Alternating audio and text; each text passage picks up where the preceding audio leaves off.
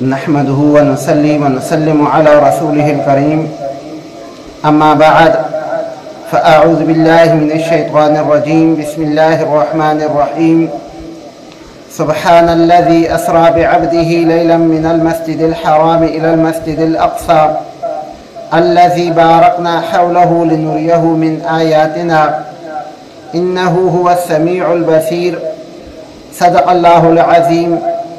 اللهم صل على محمد وعلى آل محمد كما صليت على إبراهيم وعلى آل إبراهيم إنك حميد مجيد.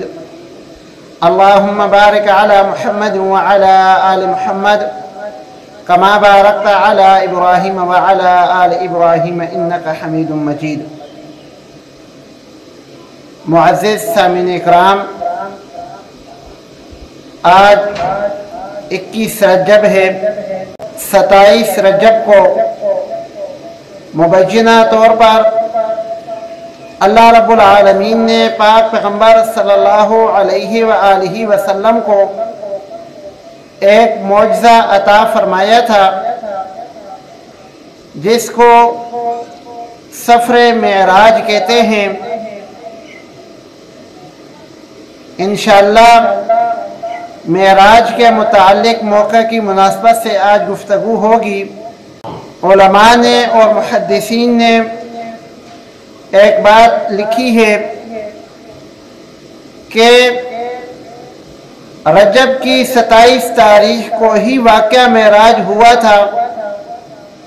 صرف 27 تاریخ کے بارے میں ہی احادیث مبارکہ میں اس کا تذکرہ نہیں ملتا، بلکہ اس کے علاوہ بھی معراج کے حوالے سے کچھ تاریخوں کا ذکر ملتا ہے۔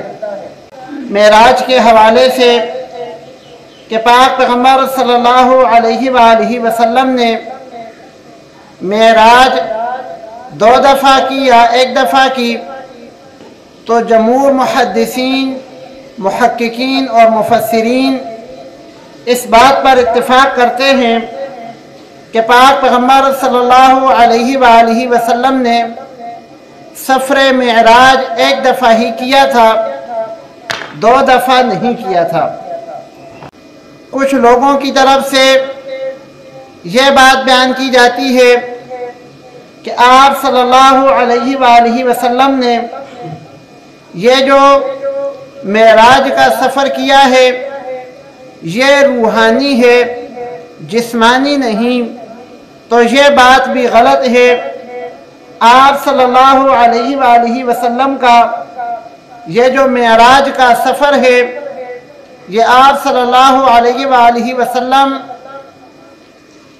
ذاتی طور پر، جسمانی طور پر گئے تھے، روحانی سفر نہیں تھا۔ تو یہ 2-3 باتیں پہلے عرض کر دی ہیں۔ اب یہ جو آخری بات کہ پاک پیغمبر صلی اللہ علیہ وآلہ وسلم روحانی طور پر معراج پر گئے تھے، یہ صحیح نہیں ہے۔